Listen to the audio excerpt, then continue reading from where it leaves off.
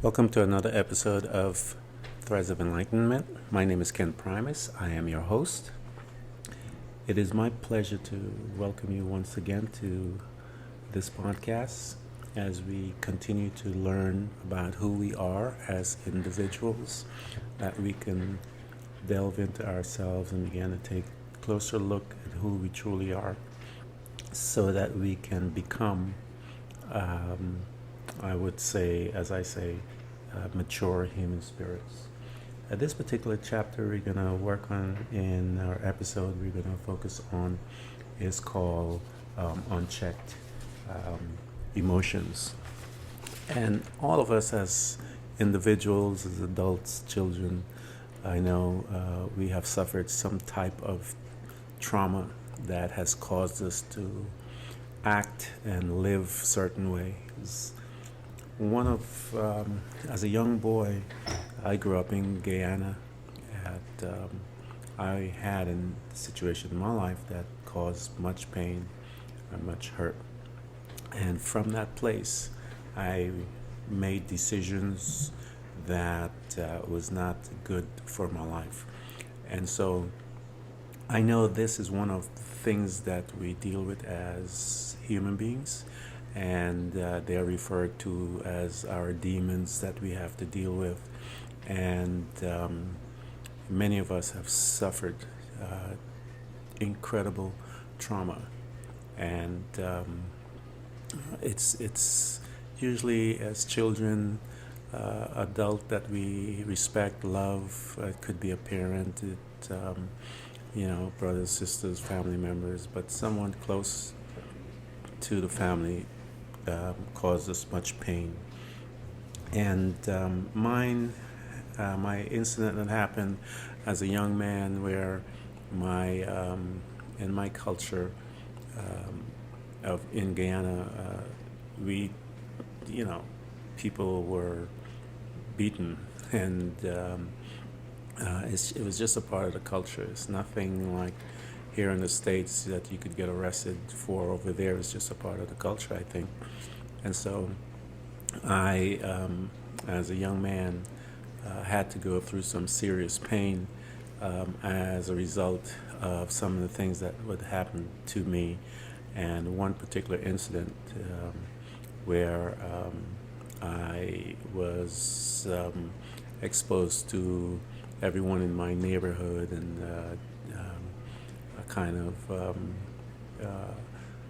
had a chance to, it was a form of punishment. And so as a result of that incident that happened in my life, it happened with people that were close to me, and I resented both parties that was involved in that situation. And so that governed my life for quite a long time. I was in college where I was forced to deal with that situation, because the memories of that incident would happen, and it would come back into my life. And I would, as a grown man, it would send me in a panic, and I would find a corner somewhere and try to deal with it by crying, and because it was so overwhelming. And so I understand that if this subject of unchecked emotion is very, very serious, it is also very necessary, because until we begin to face that, as they say, demon, and learn how to conquer that demon, we are not going to be able to pursue any type of peace and happiness that will come into our lives.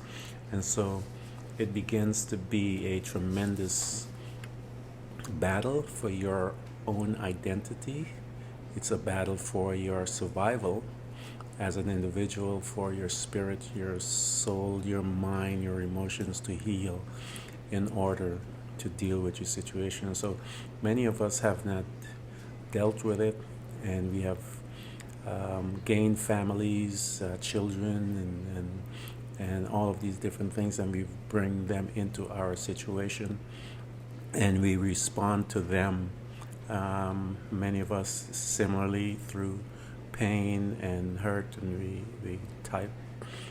we kind of damage our children and continue that process in our families from generation to generation. But anger was one of my things that I had to deal with as an individual, and I had to learn how to master it. And so it is my intention at this particular podcast, with this particular episode, that you and I are going to talk about a few things that have, those things that we call our demons. And let's learn how to exercise them out of our lives so that we can become more effective as human spirits, that we may continue to grow and become who we are originally intended to become. There is a book that I love it helped me in many of my situations, and it was a simple, small book. It's called Buddha's Little Instruction by Jack Cronfield, and he had a statement that in there that I'd like to open the podcast with. He said, "The spirit of man is like a garden. It can grow love, it can grow bitterness, it can grow fear or faith. What seeds will you plant there?" And so I wanted to bring that to our attention because at some point we have to deal with issues that came to us via our parent or whoever that person was that caused us to hurt. And so whatever that seed of bitterness that was planted in us, that seed of fear and all of these things. And it is with my intention that you and I learn how to get out of that particular place. And so the reason why I wanted to talk about it is to let you know that your emotions bring you into certain states. I call them states. And now, what is basically a state? I label it as a place where one goes, where you allow your emotions to run wild. And so you have to learn how to manage your states.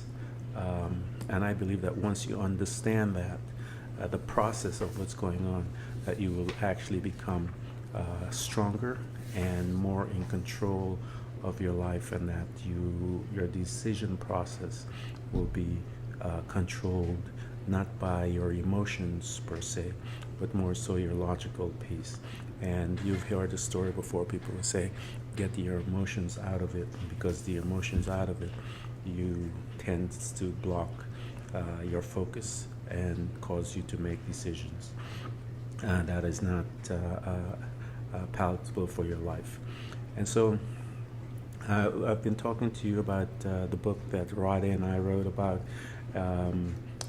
the Threads of Enlightenment, and I'm using that to guide us, to get us started on our process as to how that we can walk in these different spaces. And Rade has a statement that she had said in the book. She talks about, she said, user assume responsibility of all risk and injury. And she's talking about the emotion and how to use our emotions. And she has an example where she talks about there's always this door that is in front of you. And so being in this door, you have a choice to make. There are certain things you have a choice to move forward through the door.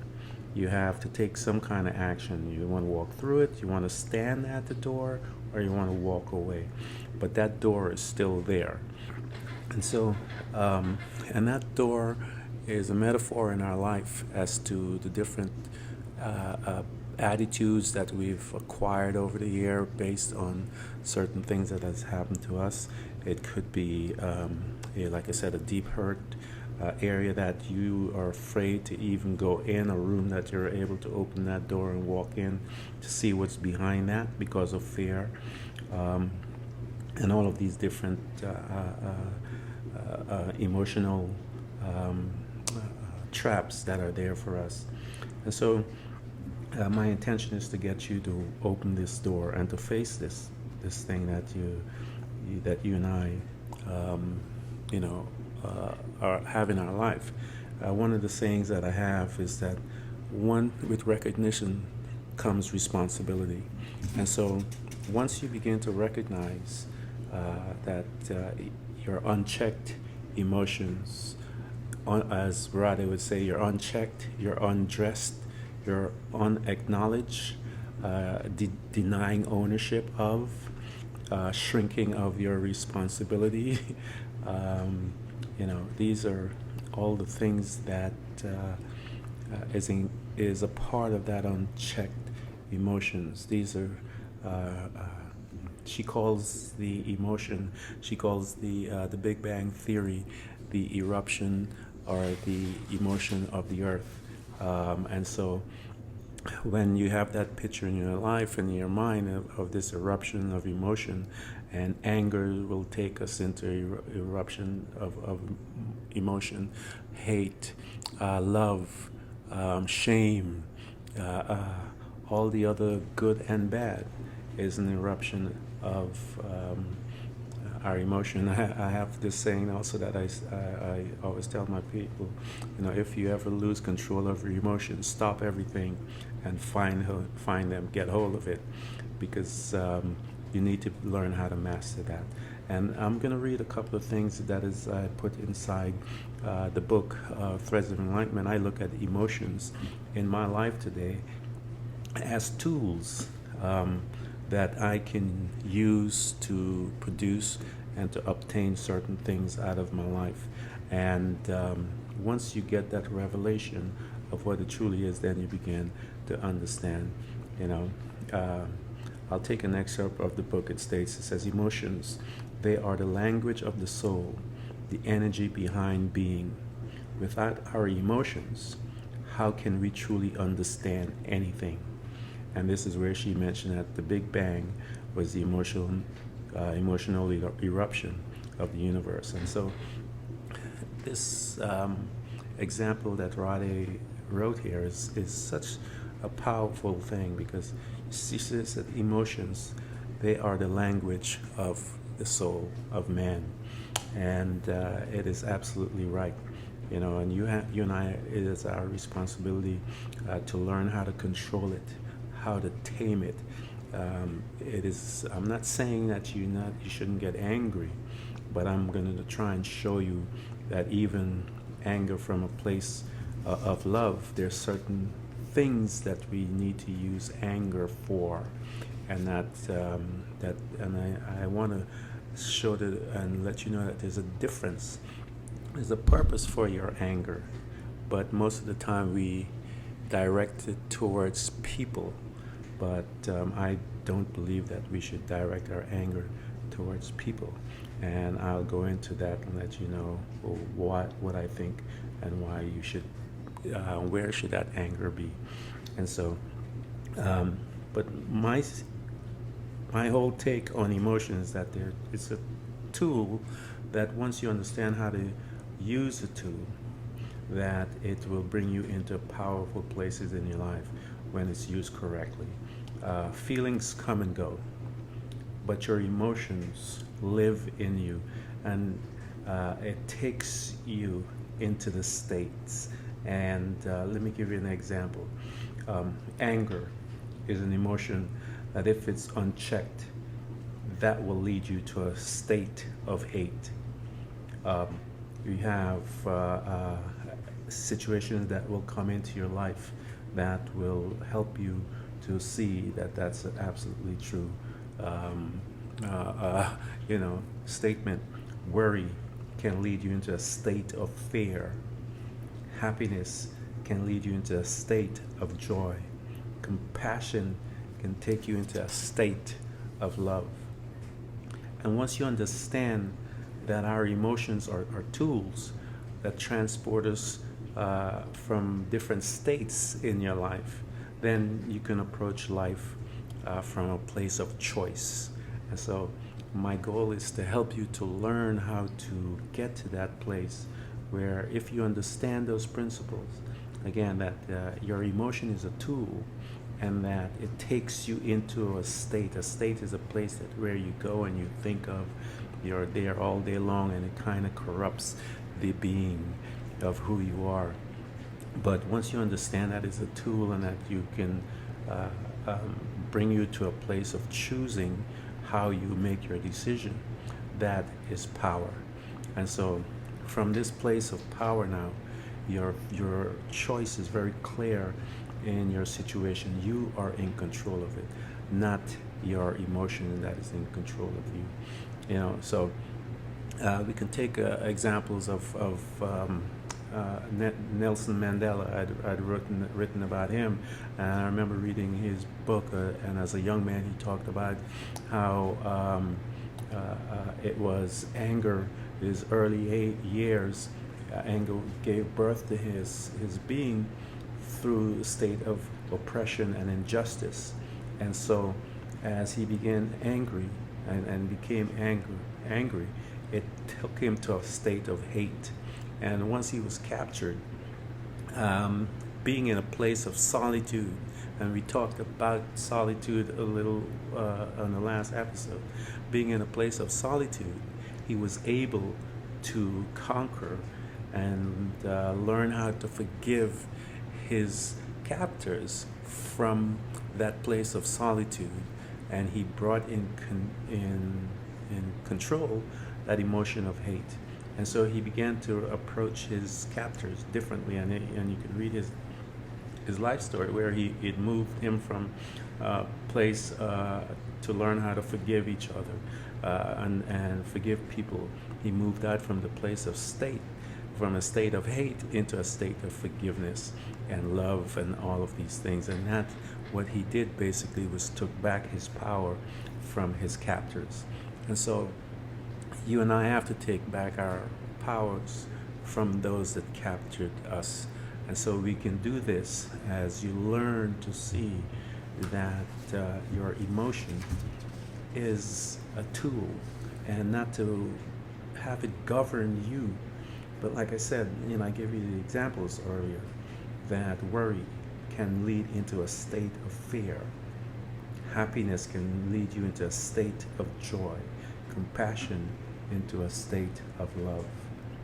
Anger into a state of hate. And so this is the battle that you and I have to learn as individuals. And so, as I mentioned to you earlier in the book, Buddha's Little Instruction, I said that the spirit of man is like a garden. It can grow love, bitterness, fear, or faith. What seed will you plant there? So, see, it talks about you now planting the seeds. And what I mean by that, you taking away the power from those that stripped it from you, like Nelson Mandela did. He took away it. He mastered his unchecked emotions from the place of solitude. And so this is why it's very important that you've got to learn how to move and operate from that place of solitude, because that's where you gain your power. You begin to look deeper into yourself and see where you are. You have been short-sighted, or you have allowed certain behaviors to be the premier behavior in your life, and people know you as the guy or the girl that gets angry. But if you learn how to master your emotions from that place, when people I'll give you an example. If someone gets me angry, I try not to respond to them instantaneously. I try to back up a little, and I always believe in taking that breath, because I think that breath is the separator between everything else. And that long breath, you just take that, and it kind of bring you back into reality, if you may say so. But I believe that as I mentioned to you before, there's nothing wrong with being angry, and I believe all of those emotions are good, because it's necessary in certain things. I think we should be angry or even hateful at certain things that are like poverty, sickness, disease. These are the things I believe that you and I should be angry and hateful towards, not towards people.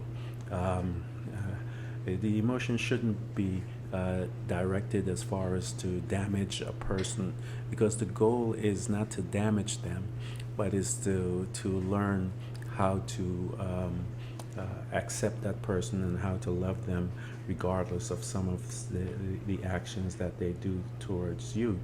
But also you have to not place yourself in a situation where you cannot where it's hurtful or harmful for you, where it's you need to run out of that situation. But my thing is that your emotions need to be you're going to need to forgive some people. Let's put it this way: you're going to need to forgive some bad people, some people who did some bad things to you. But the purpose of the forgiving that person is not for them, it is for you. And so you have to first recognize that emotion is there, and then you have to recognize, go a little deeper. Okay, why is it here?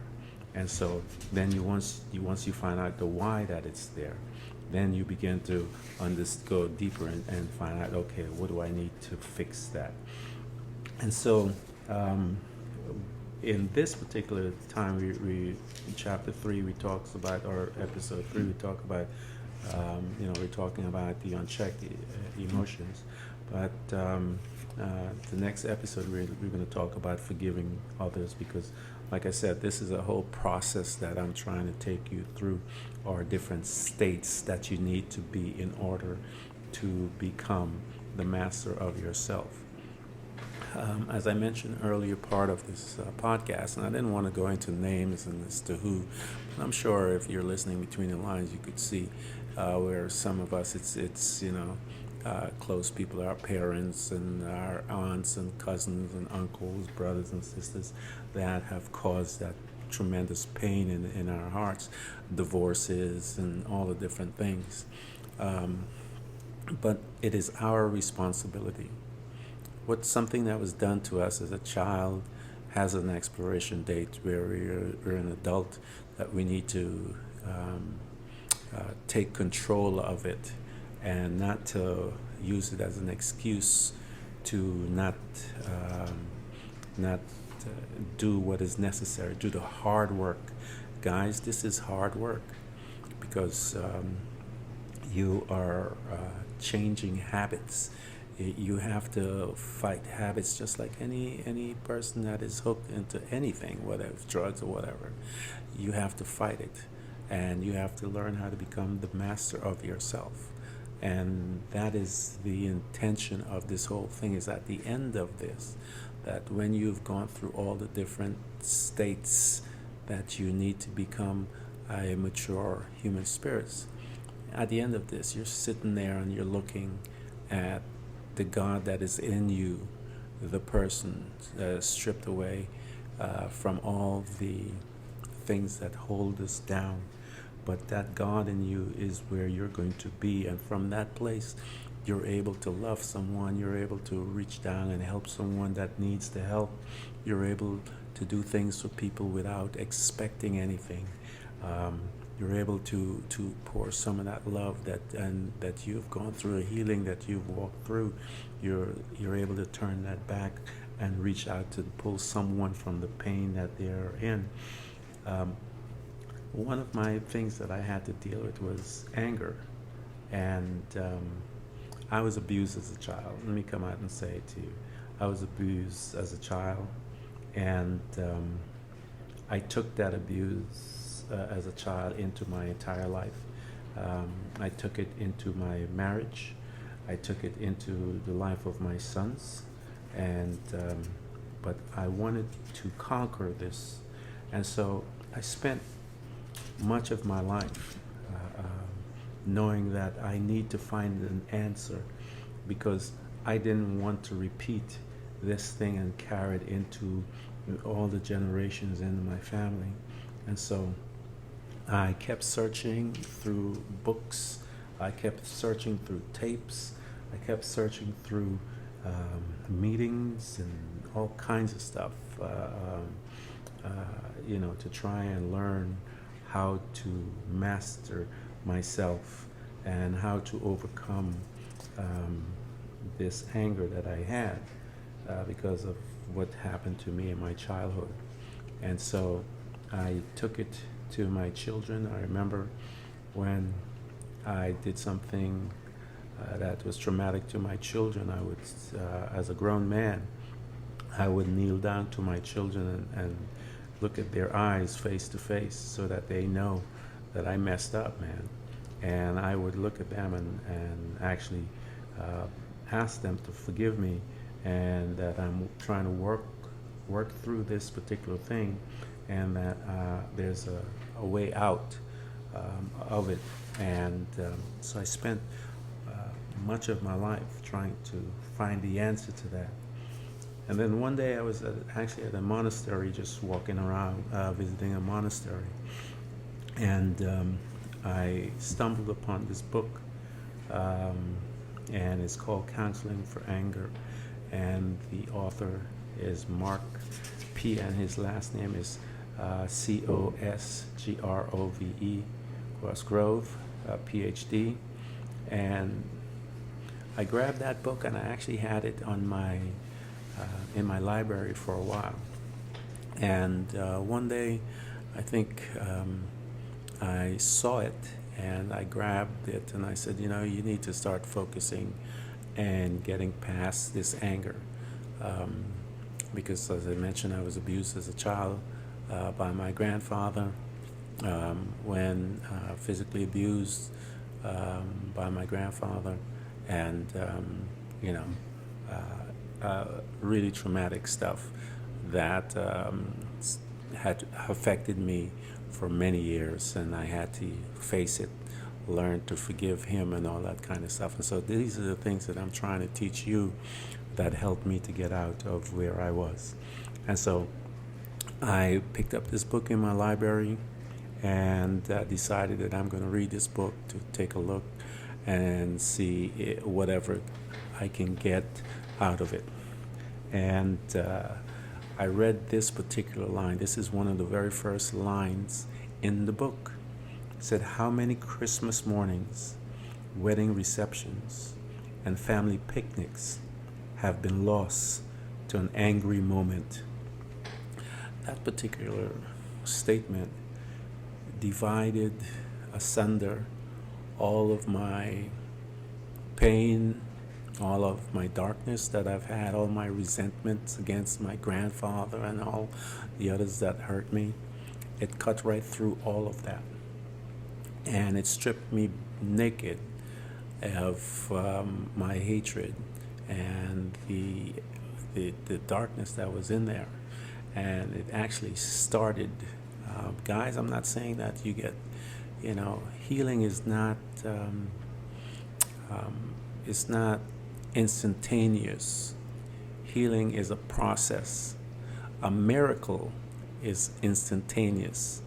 And I'm talking about Threads of Enlightenment. I'm talking about a process. I'm talking about healing. And so you are going to get a revelation at one time, and you're going to see that you have a certain way that you are living and behaving, and you want to fix it. And you're going to step out, and you're going to start that journey. You're going to make a decision to do it.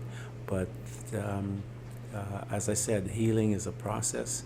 You're going to fall back sometimes, but when you fall back, you go to that person and ask for forgiveness, so that seed is not planted in that garden, And so there's a reason why I read that, because I wanted you to see it becomes our responsibility. He states that the spirit of man is like a garden. It can grow love, bitterness, fear, or faith. What seed will you plant in that garden? And so it is your responsibility to plant the seeds now. Don't wait for someone to do it. You plant it. You learn how to love someone. You learn to love those that hate you. that's their choice. But you don't have to behave the way they.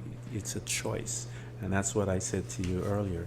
That once you understand that your emotion is a tool, that you know you will move from one state to another.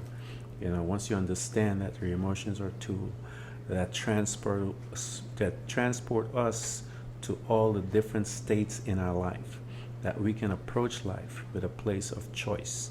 I can now choose how I will respond to a person or situation from this place, the place of power, the place of choice, the place of choosing. And so this is what you and I have to learn how to do. Go into yourself. Books, find tapes, find something to get your freedom. Because if your emotion goes unchecked, it'll cause you to behave in certain ways. You're going to be in a state of hate. And I have seen some tremendous things about people being in a state of hate and how it affects their bodies. I'll give you a story, and I'll close with this. I grew up in the church, and I was out one Saturday. We were going out there street witnessing and stuff like that, and I went to a house, and there was this lady there, an elderly lady, in the house, and we knocked on the door, and she came out and asked her if we can come in and talk to her about God and belief system and stuff like that. And so she welcomed us into the home, and as she began to talk to us and so forth, I began to have a sense of certain things from her, and I began to question her, and I began to see it, and actually I saw it clear as day. Actually, guys, I saw this woman that she never forgave her husband, and so I said to her, her hands. But when you look at her hands, it was arthritis. Was just her hands were curled up, her fingers, and I looked at her, and she asked us if we would pray for her. And I said, sure, we pray for you. She said, if God can heal my hands. And I said, sure, I want to see it too. So I laid hands on her, and we began to pray. And what I began to see in this lady's life was stunning to me. I said to her, you need to forgive your husband. And if you forgive your husband, you'll be healed from your arthritis. Your hands will open up. But you need to forgive him. And she looked at me dead in the eye, and she said, no, I'm not going to forgive him. And I looked at her.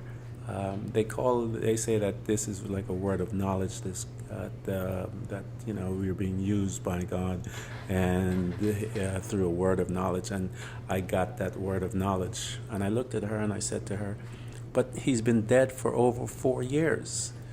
And she looked at me and said, I don't care. I know he's dead, but I will never forgive him because he cheated on me. And so here is this husband for this woman, died 4 years ago. She is still tied up within her emotions. She knows the seed or what she planted in her garden, and the fruit of it is this crippling disease. She refused her healing because she could not forgive him. She could not let it go. She could not allow her emotion to face that demon, as I said. And so because of that incident, she was not able to get healed. And she said, I'll stay like this. I will not forgive him. How in the world?